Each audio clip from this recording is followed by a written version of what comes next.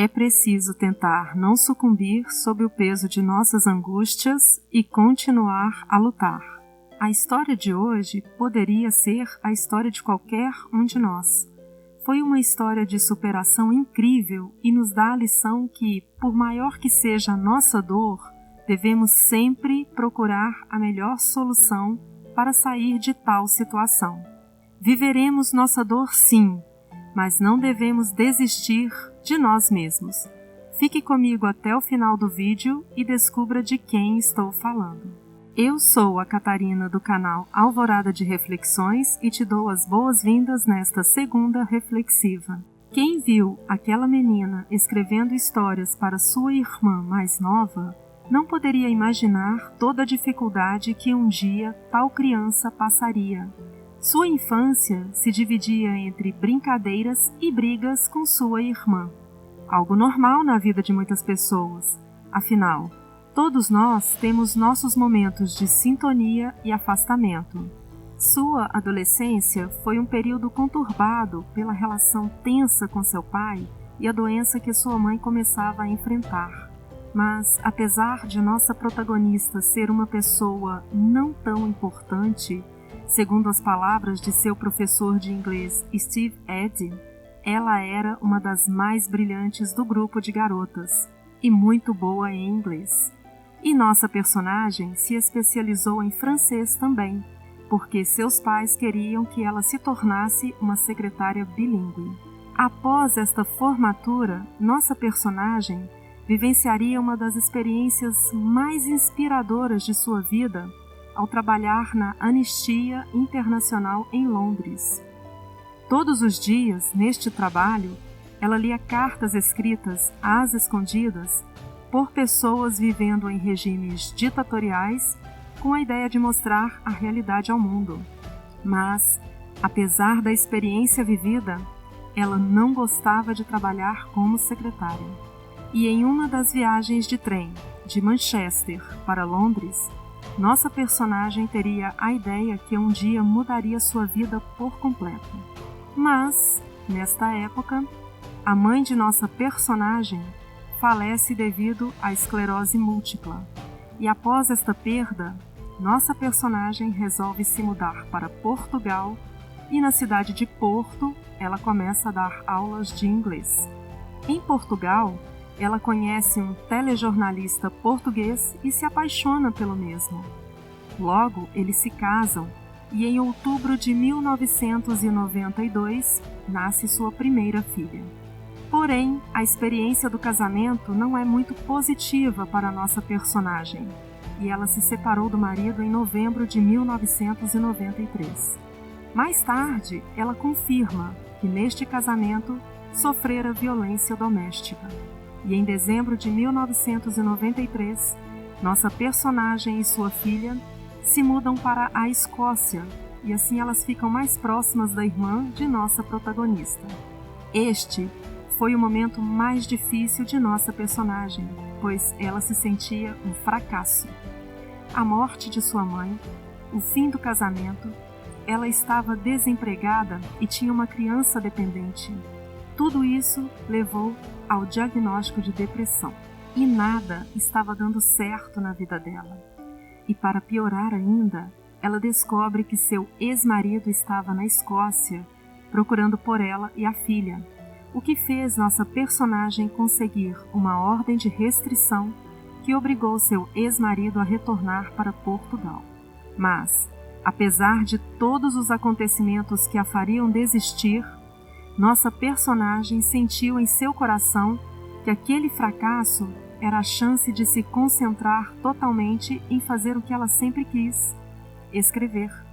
E ela fez isso. Escrevia em diversos cafés, pois esta era a única forma de fazer sua filha dormir, levando-a para passear.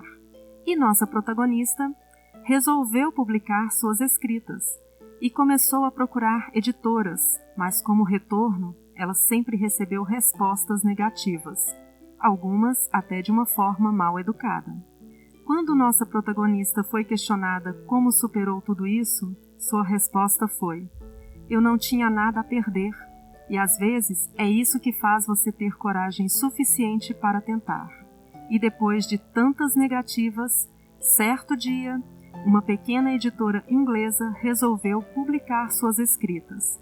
E isso porque a filha do editor leu os 3 primeiros capítulos do livro escrito pela nossa protagonista e a menina ficou curiosa para saber o que aconteceria depois daqueles capítulos. Mas nossa personagem esbarra em outro obstáculo.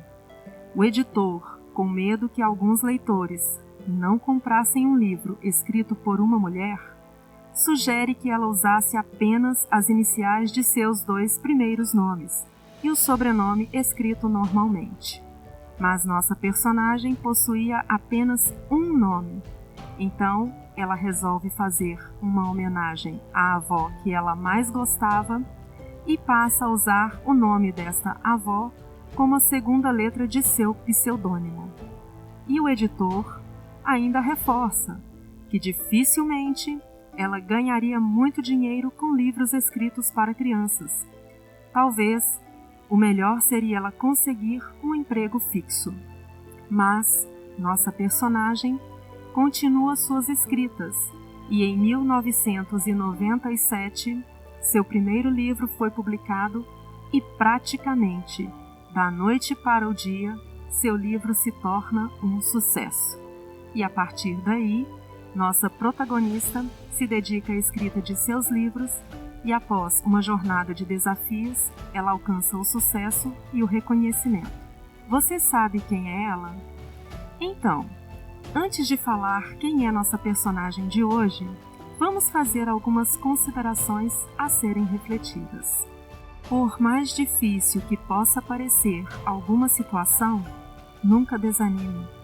Em algum momento, você sentir tristeza é normal, ou sentir-se fracassado é normal, ou ainda, sentir que nada dá certo é normal. Afinal, isso é humano, e não devemos reprimir nossos sentimentos. Se estiver triste, sinta esta tristeza, chore se quiser. Se estiver desanimado, sinta isso, mas não se deixe sucumbir. Você tem um grande potencial, basta acreditar em você mesmo.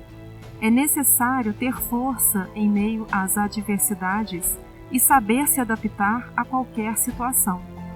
E para você, que falou que a nossa protagonista era J.K. Rowling, a sua resposta foi correta.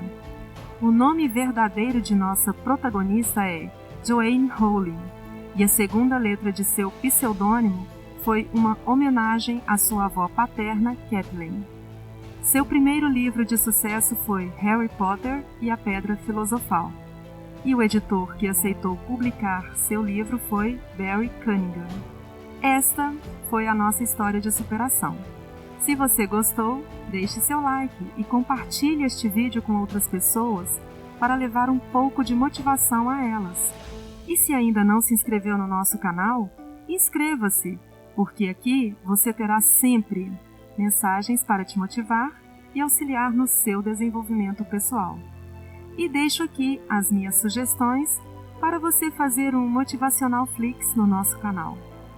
E se você tem uma história de superação e quer nos dar o privilégio de conhecer e transmitir sua experiência de vida, entre em contato conosco pelo direct do Instagram ou através do nosso e-mail.